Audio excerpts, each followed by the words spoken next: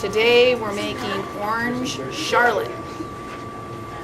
It will be molded in Jello molds. Okay, so first ingredient is the ever popular unflavored gelatin. We're going to use plain gelatin. We're going to put it in the bowl. Okay, and then we're going to add a ½ cup of cold orange juice. And we are going to mix that with, somebody got a spoon on there? Okay, so this is going to soften the gelatin. Okay, gelatin always needs to be mixed with a liquid to be softened. So today we're mixing it with orange juice. Okay, so bowl, spoon, orange juice, gelatin. It's just going to sit here and soften. In the meantime, we're going to go over to the saucepan and we're going to put in the sugar and the salt. Now, how much salt does it say? 1/8 teaspoon. Do you own 1/8 teaspoon? Most of you do not. So 1/8 teaspoon would be what? 1/2 quarter. 1/2 quarter. So do your best to do 1/2 quarter. I don't want to have a whole quarter and there will be too salty. Okay? And then we're going to have a cup of orange juice. A cup of orange juice.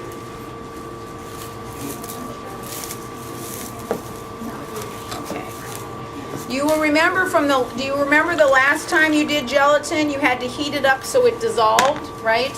You're going to do that today also, only we're going to dissolve the sugar. So we're going to mix the sugar in with the orange juice.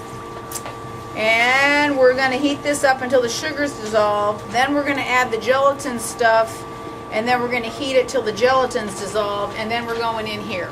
Okay? So who can tell me if... So this is my suggestion for Monday. While you're at lunch, get out your recipe and read through it. So when you come into lab, you're comfortable with what you're going to do, okay? Some of you are not so organized and it's taking you a long time to finish. I think that if you read your recipe before you started, that would be a little reminder so you'd know what to do, okay? Okay, so you'll be able to feel the sugar in the bottom of the pan, and then you won't be able to feel it because it has dissolved. Just keep going, orange juice. We're going to go over here and get this guy. Okay. And what will happen when your gelatin is in here softening, it'll kind of thicken up the juice, okay? Even though it's not, it'll thicken it up and it'll be kind of, it might be a little bit lumpy, but that's good because you know it's dissolving. You should have some little bubbles in that orange juice. Little bubbles are okay, but don't like cook it till it's what, Cody? Brown. Brown. We don't want it brown. Okay, we don't want it brown. Okay, so we're going to just add this softened gelatin to our orange juice over here. Make sure you get all the gelatin because it's going to be all the way around the sides. So make sure you use your spatula and get everything out of there because you want them to end up gelling, right? If it's not gelling on the ice bath, get it back in the pan and get it back on the burner. You'll know pretty quick if it's going to gel for you on the ice bath because it'll just stay soupy if you didn't cook the gelatin enough, okay?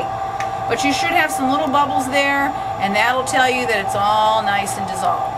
Without me stirring, I got to make sure you got to quit stirring because you can't see the bubbles if you're stirring. You're making bubbles, right? You don't want to be making bubbles. You want it to be creating its own little bubbles. And when it's creating little bubbles like that, it's called what? Simmer. Simmer! Wonderful.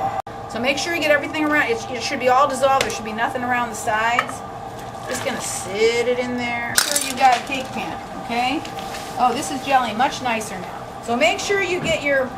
If you don't get it, if it's not starting to gel on you, you'll know, and you can put it back in the pan. You need to be working it with your spatula a little bit.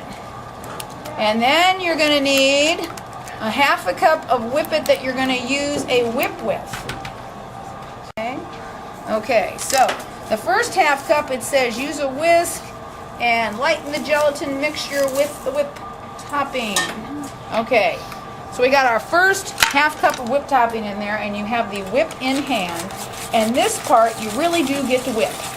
You really do get to whip, okay? Because you want this to all get nice and dissolved with the gelatin. Later on, we're going to fold. There's a difference, right? Difference? Yeah, okay. Okay, get around the edges and get all of your gelatin in there. How many of you like orange juice? How many of you like orange sickles? Orange sickles? That's what this tastes like. It tastes like orange sickles. Okay, make sure you got all that gelatin, all that whip it all together. Okay? Okay, and once you have those all whipped together, you are coming off the ice. Coming off the ice, okay? You got that all whipped together. It should all be the same color. Okay, it should all be the same color. You shouldn't have any big whops. I'll whip it there. Okay, no big whops to whip it. All right, now comes the take the big breath part, because you're getting rid of the whip. You're getting rid of the whip. I'm gonna miss you. Okay, and now you're gonna fold in the rest of this, and you don't want any lumps. You don't want any lumps. Okay, and you can put this, we'll have some measuring cups by the whip it. You can have your whole cup and a half in a bowl, and your other half cup in another bowl. Nope, not when you're folding. Okay, what was that folding word again? What are we doing? Gently. We're gently mixing in the whippet. Okay, and I went ahead and put the whole last cup in here together, and that's okay. But what you need to make sure you do, ladies and gentlemen, when you're folding, is not put it in the molds when it looks like this. Because if you put it in the molds when it looks like this, it looks like white and orange, right? It needs to all look the same color. Make sure you don't have any random lumps in there of whippy. It's looking pretty dang good. You should be able to get at least 3 Jell-O molds. Okay, here we go. Does it all look the same to you over there? Well, how about you? Good? Okay. Okay, here we go in the Jell-O molds.